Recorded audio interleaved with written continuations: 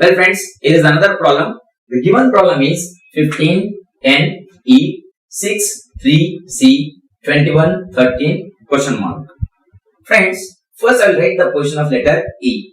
What is the position of the letter E? Yes, it is 5. The position of the letter C is what?